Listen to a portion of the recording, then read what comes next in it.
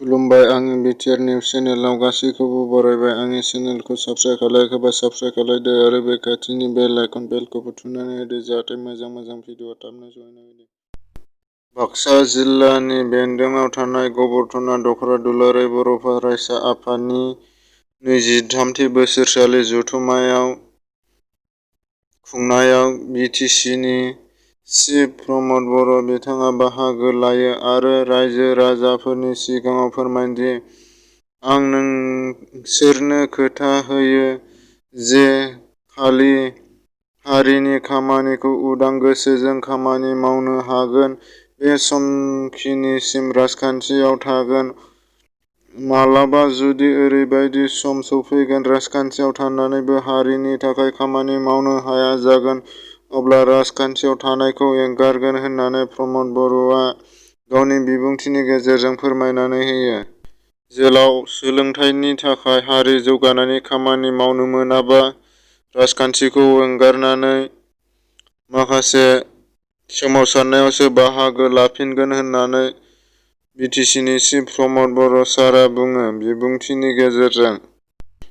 मैया गसाइगाव थानानि साहा थानाय 2 किल'मिटार गोजानाव थानाय 37 नं राजा लामानि साखाथियाव थानाय खोदोमगुरि गामियाव साखाथियाव सिलबाजि हालामाव लामायाव गं 17 बयलार गारि आयेननि बेरेखा लाबोनायखौ आसाम पुलिसआ हमो आरो भेटेनारि डिभिजननो गथायनानै होयो। मिथिनाय बादिब्ला बेखौ बरपेटानिफ्राय गलपारा फारसिम लांगौमोन होननानै मिथिनो मोननाय जादों। दाखालि बर'नि फावखुंगुर अम प्रकाश केलकातारिनो मान बाउदों। बेखौ बरपेटा साहित्य सभाया मान बाउदों। दिलीप कुचलियारआ बुङो दि क'क्राझाराव जानाय मोनसे खुंगा 17थि बोसोरसालिया 2 बोसोरनि थाखाय मोनसे जथुम्मायाव गरखाफोरनि थाखाय गावखुंथाय गावनो गाव खुंनो मोननाय मोनसे आयेन नांगौ बेखौ बुंनानै होदों। दाखालि बावै मोनसे भिडिअ होदोंमोन जे आङो 50,000 वाट्स थांबानो गिभअवे होगोन होननानै। नोंथांमोना थांनानै लिंकआव थांनानै डिसक्रिपसनाव होनाय दङ इयाव सापर्ट खालायहैबानो जाबाय। नोंथांमोना भिडिअखौ स्किप खालायालासिनो जोबजासे नायलाङो जाहाथे बयबो।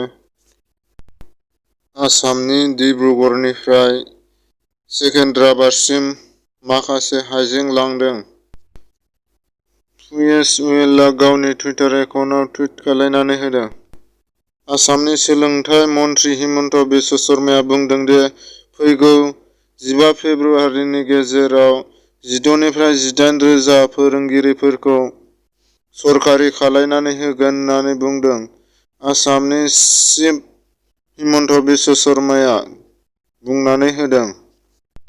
मुरादाबादनि वार्ड बय बिथाङा कभिड-19 नि बिजि लाखांनानै जिउ गोमादों। बिथांखौ कभिड-19 बिजि लाखांनानै थैदों आरो बेखौ एसे खर' सानाय मोननायखाय हस्पिटालाव लांनायाव नायहैनायाव बिखौ कभिड-19 जों थैयाखै होनदों बिथांखौ। दिनैनि रादाबा एसेनोसै। आंनि चेनेलखौ साबस्क्राइब खालायाखैबा साबस्क्राइब खालायदो आरो बे खाथिनि बेल आइकन बेलखौबो थुनानै होदो जाहाथे मोजां भिडिअखौ लानानै थाबैनो सहैनो हायो।